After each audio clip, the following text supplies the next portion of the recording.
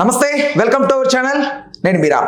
YCP ముఖ్య నేత Rajampet MP Mithun Reddy గారు లిక్కర్ కేసులో అరెస్ట్ అయిన సంగతి అందరికీ తెలిసిందే. అయితే ఈ కేసు తదుపరి విచారణలో భాగంగా కోర్టు అయితే బెయిల్ మంజూరు చేసింది. అయితే ఈ బెయిల్ తదనంతరం అసలు పరిస్థితులు ఎలా ఉండే అవకాశం ఉంది? ఈ కూటమిలో ప్రధానంగా ఈ కేసు ఫస్ట్ పెట్టినప్పటి నుంచి జగన్మోహన్ రెడ్డి అంతిమ లబ్ధిదారుడు అనే మాట గట్టిగా వినపడింది. అయితే ఇప్పుడు జగన్మోహన్ రెడ్డి అవకాశం, ఆ కోరిక తీరే అవకాశం ఉందనే అంశం గురించి మనతో మాట్లాడడానికి ప్రముఖ పొలిటికల్ అనలిస్ట్ కేఎస్ ప్రసాద్ గారు ఉన్నారు. ఆయనతో మాట్లాడదాం.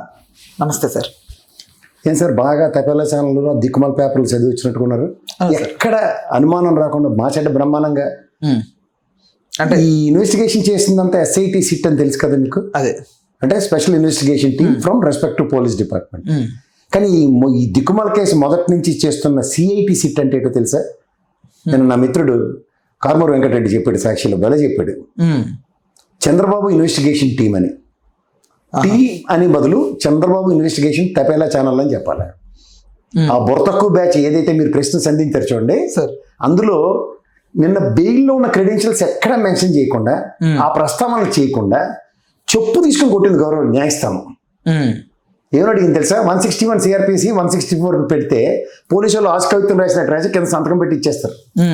నేను చెప్పింది ఈడి మీద పేరు చెప్పావు అనుకో, ఈడి పేరు పట్టుకొని, ఈడి పేరు చెప్పింది ఆడి పేరు పెట్టుకుంది తప్ప అసలు వాస్తవానికి దగ్గరగా దీంట్లో ఏదైనా అభియోగం మోపిన ఈ కేసుకి సంబంధించిన క్రెడెన్షియల్స్ ఏమైనా ఒక్కటైనా సబ్మిట్ చేశారని మొహం ఇడిచింది గౌరవ న్యాయస్థానం.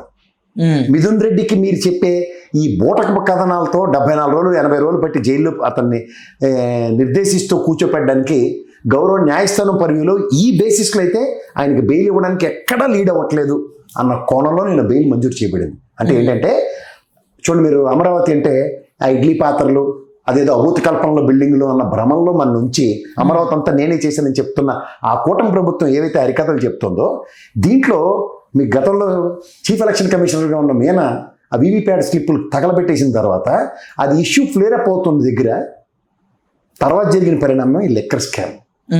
పూర్వపరాలు అన్నవి ఏవి ఆలోచించకుండా వాడు శ్రీనివాసాచార్య వాడు ఒక నోటి మాటగా ఒక ఉత్తరం రాస్తే గాబరా పడిపోయి 3,500 కోట్ల స్కామ్ జరిగిందని ఇన్వెస్టిగేషన్ స్టార్ట్ చేసి కరెక్ట్గా నిన్నటికి సంవత్సరం అయింది. అవ్వని పెళ్లికి బాజాలు కొట్టుకుంటూ జగన్మోహన్ రెడ్డి టెరిటరీలో ఉన్న వాళ్ళందరినీ అరెస్ట్ చేస్తూ వాస్తవానికి ఏం సాధించారు? అంటే అరెస్ట్ మాత్రం చేయగలిగారా? అరెస్టే చేస్తారు, ప్రభుత్వం నాది కాబట్టి అన్న దర్పాన్ని చూపించడానికి చేసిన అరెస్టే. రేపొద్దున మీ పేరు నా పేరు రాసిన లెక్కర్ స్కామ్ లో ఆశ్చర్యపడకండి. దొరికినట్టు ఈ మధ్యలో ఖాళీగా ఉన్న ఇదంతా ఎండిపోయిన భయం అనుకోండి, మళ్ళీ విజయసాయిరెడ్డిని పిలిచి 4 చాడీలు చెప్పు, 5 పేర్లు చెప్పు అంటున్నారు. కొత్త వాళ్ళు 5 పేర్లు 4 చాడీలు చెప్పిపోతున్నాడు ఆయన. ఇది ఆ కేసులో జరుగుతుంది. ఇది నిన్న గౌరవ న్యాయస్థానం ఓటర్కి చెప్పింది. అంటే అప్రూవర్ ఒకటి ఏంటంటే అప్రూవర్ వాళ్ళక్కడ ఒక పక్క భూమన కరుణాకర్ రెడ్డి టీటీడీ మీద జరుగుతుంది దానికి తోలు తీసేస్తున్నాడు ఆయన. ఇంకో పక్క ఇదే చెవిరెడ్డి శ్రీనివాస మంగాపురంలో ఉన్న స్వామివారి కళ్యాణోత్సవాలకి ఆయనకి నడుము బిగించి సంవత్సరాల తరబడి ఆయన దీక్ష పోని మరీ చేస్తాడు.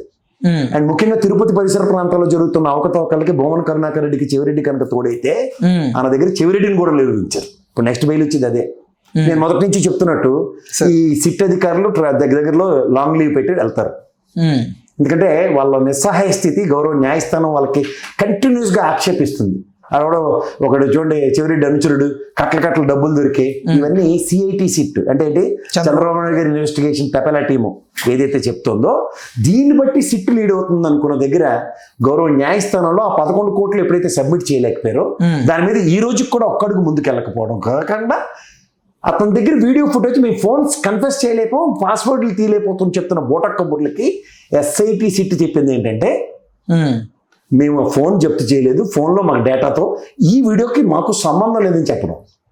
అంటే సిఐటి సిట్ అంటే చంద్రబాబు నాయుడు ఇన్వెస్టిగేషన్ తపేలా ఛానల్లో ఎంత ప్రభావితం చేస్తూ ప్రజల్లోకి ఇంజెక్ట్ చేసుకుంటూ వెళ్తున్న దగ్గర దీని వాస్తవాన్ని గౌరవ న్యాయస్థానం కన్సిడర్ చేస్తూ నిన్న బెయిల్ మంజూరు చేసిన ఊటంకించిన ఉదంతాల ఆద్యంతో మీరు గమనించగలిగితే, అంటే ఇంపాక్ట్ వ్యవస్థ చేతిలో పట్టుకుని వ్యవస్థతో ఏదైనా చేయొచ్చు అన్న దగ్గర చూపిస్తున్న దర్పానికి వ్యవస్థ అంటే నిజాన్ని నిలకడ మీద తెలుసుకుని ప్రవర్తన నియమాలని సరిచేస్తున్న గౌరవ న్యాయస్థానం.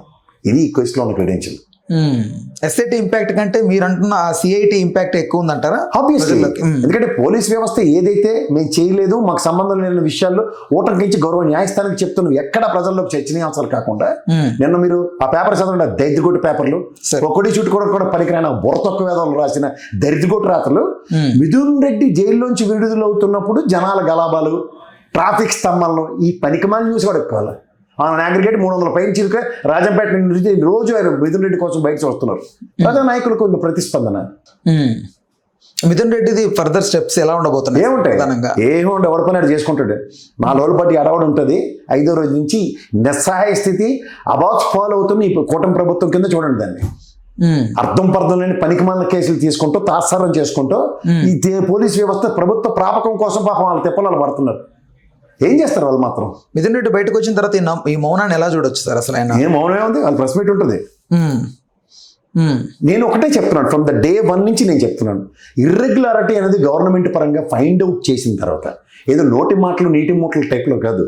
ఎందుకంటే జగన్మోహన్ రెడ్డి తరఫున మనుషులకి అలవాటు అయిపోయింది. ఇక్కడ గతంలో శంకర్రావు ఉత్తరంతో 16 నెలలు జైలు పెట్టిన ఉదంతం చూసాం. ఇప్పటికి ఒక ఎవిడెన్షియల్ సిచ్యువేషన్ ప్రూవ్ చేయలేకపోతున్నారు.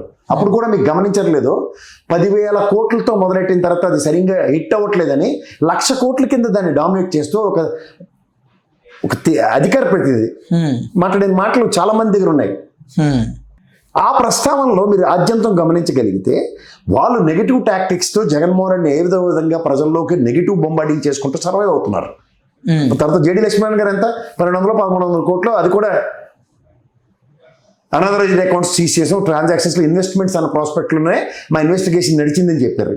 కానీ డ్యామేజ్ 1,00,000 కోట్లని, జగన్మోహన్ రెడ్డి కన్నా 1,00,000 కోట్లు అవినీతి కదా ఎవడైనా మాట్లాడేది, అవునా కదా? అవినీతి తప్ప ఆరోపణలు తప్ప దానికి ఆరోపణలు లేవు సార్. ప్రతి ఒక్కటి మీద వీళ్ళకి నచ్చిన వాళ్ళ మీద ఆరోపణలు చేయడం, ఈ బుర్ర తక్కువ ఛానల్లోనూ దరిద్రగుడి పేపర్లతో రాయించడం అలవాటు అయిపోయింది. విలువలు విశ్వసనీయత కరువైన వాళ్ళు చేసే దరిద్రగుడి పనులకి సమాజంలో ఒక వ్యక్తిని పణంగా పెట్టి చేస్తున్న రాజకీయ విన్యాసం కింద చూడండి. అందుకే చూడండి, 15 నెలల ప్రభుత్వ పాలనలో ప్రతి అంశంలోనూ ఏదైతే జగన్మోహన్ రెడ్డిని బదనాం చేద్దాం అన్న దగ్గర అగ్నిపునీతం చేసి నిలబెడుతున్నారు. నేను గౌరవ హోమ్ మినిస్టర్ గారు ఆవిడ వెళ్ళారు, మత్స్యకారులు తిరగబడి తాటి ముద్దులిట్టారు అడ్డగా, రోడ్డుకి అడ్డగా పెట్టి కనీసం ఇటువంటి చేయకుండా సెక్యూరిటీలో నిస్సాయ స్థితిలో గాబరా పడిపోయి వెనక్కి పరిగెట్టుకుని వచ్చారు. సెక్యూరిటీ ఎవరికి కావాలి? కానీ ఆవిడ మాట్లాడే మాటలు, జగన్మోహన్ రెడ్డికి కావాలంటే పోలీస్ సెక్యూరిటీ ఇస్తాం. ఫ్లోర్ ఆఫ్ ద హౌస్లో గౌరవ చంద్రబాబు నాయుడు గారు ముఖ్యమంత్రి హోదాలో మారుతుంది అంటే, పోర్ట్లు, ఫిషింగ్ ల్యాండ్ సెంటర్లు, ఫిషింగ్ హార్బర్లు ఇనిషియేట్ చేసింది జగన్మోహన్ రెడ్డి. అది చెప్పుకోలేక ప్రభుత్వం అనేది కంటిన్యూషనే కదా, గత ప్రభుత్వం చేసింది ముందుకెళ్ళాలి. ఈ మెడికల్ కాలేజీల ఇష్యూలు ఎక్కడైతే భూమానంగా అవుతున్నాయో దాన్ని పక్కదారి పడించడానికి ఒక పక్క లెక్కర్ స్కామ్, ఇంకో దానికి సేదారం అని చెప్పి ఎవరు పడితే ఆయన మీద అభియోగాలు మోపుకుంటూ తిరుగుతుంటే అనాలి కాలక్షేపం. ఎవరిని బెదిరిస్తారు? బెదిరిస్తే బెదిరిపోవడానికి ఏమైనా ఇదే? తప్పు చేసినోడైతే బెదిరిస్తాడు, తప్పు చేయనోడు ఏం చేస్తాడు? నేను మొదటి నుంచి చెప్తున్నాను, ఒక ఐటీ డిపార్ట్మెంట్ ఏమైనా ఇర్రెగ్యులారిటీ ఫైండ్ చేసిన, ఎందుకంటే మీరు గతంలో స్కిల్ డెవలప్మెంట్ కేసు చూడండి, జిఎస్టీ కౌన్సిల్ పూణే అట్రిబ్యూట్ చేసింది, తర్వాత ఐటీ డిపార్ట్మెంట్, తర్వాత ఈడీ రైడ్లు చేసి ఆస్తులు జప్తు చేసిన తర్వాత చంద్రబాబు నాయుడు చుట్టుకుంది. అది ఎందుకు? స్కిల్ డెవలప్మెంట్ బోర్డు కాన్స్టిట్యూట్ కాకమనుపు. అలాగే లిక్కర్ స్కామ్లో 300-500 కోట్లు, 1,00,000 రూపాయలు పూచికత్తున్నారు చంద్రబాబు గారు. గమనించమండి ప్రజలకి, ఎక్స్చెక్కర్కి 300-500 కోట్లు నష్టం ఎలా కలిగించాడు? బార్ లైసెన్స్ ఫీజులు రద్దు చేశారు, అలాగే లిక్కర్ లైసెన్స్ ఫీజులు రద్దు చేశారు. దీనివల్ల ఎక్స్చెక్కర్కి ఆదాయం గండిపడి దానివల్ల రెవెన్యూ జనరేషన్ లేనప్పుడు నెక్స్ట్ వచ్చిన ప్రభుత్వం దానివల్ల వచ్చిన నష్టాన్ని, తీవ్రతని ఏ బేసిస్లో మీరు దీన్ని క్యాన్సిల్ చేశారని A2గా ఉన్న కొల్లు రవీంద్ర, A1గా ఉన్న చంద్రబాబు నాయుడు గారి మీద కేసులు కట్టారు. ఆశ్చర్యం ఏంటంటే ఈ కేసులో A2గా ఉన్న కొల్లు రవీంద్ర కూడా అదే కేసు జగన్మోహన్ రెడ్డి మీద ఆపాదించి మాట్లాడుతుంటే ఏం చెప్పాలి? అంటే ఇదేమన్నా టిట్ ఫర్ టాటా? నువ్వు కొట్టావు కాబట్టి నేను కూడా నేను తిరిగి కొడతాను అన్నది. ఇది ప్రజాస్వామ్యం అనేది పేరు పెట్టకండి. వ్యక్తిగత వెంజెన్సీతో మీరు పొలిటికల్ టెండెన్సీ నడుపుతాను అనుకుంటే నడుపుకోండి. ఎన్నాళ్ళు తాత్కాలిక ఉపశమనం. ఈ 15 నెలల్లో 70 రోజులు పైచిలుక మిథున్ రెడ్డిని పెట్టి ఆనందం పొందారు. ఓఎస్డి కృష్ణమోహన్ రెడ్డిని కానీ ధనంజయ రెడ్డిని కానీ వీళ్ళందరినీ పెట్టి ఎన్నాళ్ళు ఉపశమనం పొందండి. ఎక్కడైనా నిన్న గౌరవ న్యాయస్థానం ఏసీబీ కోర్టు ఎంత చక్కగా చెప్పిందంటే, ఒక్క ఎవిడెన్షియల్ డాక్యుమెంట్ ఈ రోజుకు మీరు మాకు ప్రొడ్యూస్ చేయలేదు, ఓన్లీ చెప్పుడు మాటలు, ఈడు చెప్పిన నాడిని ఆయన చెప్పిన నీడిని అలా ఎన్నాళ్ళు అరెస్ట్ చేసుకుంటూ పోతారని అడిగింది. దీనికి సమాధానం చెప్పమనండి. బెయిల్ పేపర్ రాజ్యాంగం గమనించండి మీరు సార్. ఎందుకు ఈ బూటకపు, ఎందుకు ఈ డాబు దర్పం చూపించే ప్రజాస్వామ్యానికి మకిలి అంటగట్టే రాజకీయ చతురతను ప్రదర్శిస్తున్నారు? అనుభవ రాహిత్యమైన ఎవరో చిన్నపిల్లలు చేశారంటే అర్థం ఉంది. ఒక స్థాయి కలిగిన చంద్రబాబు గారు ఈ పనులతో ప్రభుత్వానికి మచ్చ మకిలి వచ్చేది చంద్రబాబు గారు గవర్నమెంట్ అనే అంటారు తప్ప ఎవరో చేసిన చిన్న పిల్లలకి ఎవరికి చెప్పరు. ఇది ఎక్కడ విడ్డూరం నాకైతే అర్థం కావట్లే. సరే, పర్సనల్ ఎజెండా అంటారా ఓవరాల్గా? అదే ఎవరు పర్సనల్ ఎజెండాతో వాళ్ళు ముందుకెళ్తూ రాజకీయ అనిశ్చితిని గురి చేస్తున్నారు. రాజకీయంగా వాళ్ళ యొక్క వ్యంజంటాలని వాళ్ళ వ్యక్తిగత విన్యాసాలతో ప్రదర్శిస్తున్న తీరుకి వెంటనే law and order is been question. ముగిసినట్టేనా సార్? ఆల్మోస్ట్ ముగిసినట్టు. నా బెయిల్ కనుక నిజంగా ఎవరన్నా చదివితే చదువుకున్నాడు బుర్రన్నాడుకి అర్థమైంది. అయితే ఎందుకురా లేని దాని గురించి అన్నా ఈ ఫ్యాబ్రికేటెడ్ స్టోరీస్తోనూ ఆల్రెడీ అమరావతి విషయంలో మీరు చేసిన విన్యాసాలు ప్రజలు గమనించారు. ఇది కూడా అదే విన్యాసాలకు తెరలేపితే ఎలా ఉంటుందన్న దీంట్లోనే ఉంది. CIT SIT Chandrababu Naidu investigation తపేలా టీంతో చేస్తున్న దరిద్రానికి అవుట్కమ్ ఉండదు. ఎందుకంటే గౌరవ న్యాయ వ్యవస్థలు మీడియాలో వచ్చిన వీడియోలో ప్రస్తావించిన అంశాన్ని పరిగణలోకి తీసుకోవు. ఆ ప్రాథమిక అవగాహన కూడా లేకుండా వాళ్ళు ఎంత చక్కగా కాలక్షేపం చేస్తున్నారో గమనించుకున్నాను.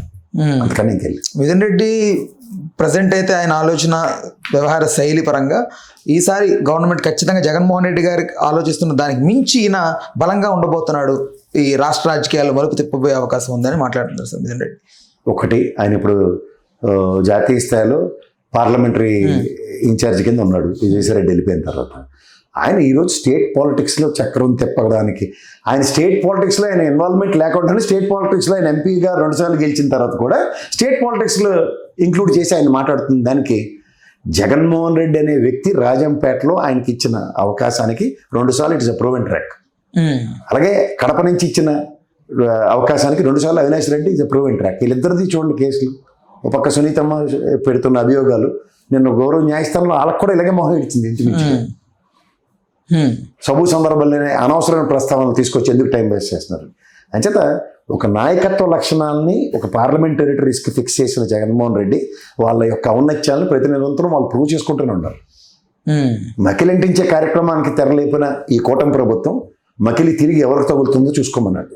షర్ట్కి బురదీశారు, తీసి దులుపుతుంటే ఆ బురద అయితే వాళ్ళ మొహాలుగా పడుతుంది. అంతకన్నా ఇంకెళ్ళింది. దీనివల్ల చేయాలనుకుంది ఏంది, చేసింది ఏంది, అంతిమంగా ఏం కుదిరింది కూటమి ప్రభుత్వం? వ్యక్తిగతంగా నేను నీ మీద రివెంజ్ తీర్చుకుందామని డిబేట్కి వచ్చాను అనుకో.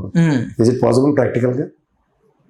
ఇప్పుడు ఉదాహరణకి డిబేట్ స్టార్ట్ అవుతున్నప్పుడు నీకు నాకున్న ఫ్రెండ్షిప్లో నేను 4 జోకులు వేస్తాను. నేను డిబేట్లో కూడా వేస్తే యాక్సెప్టబుల్?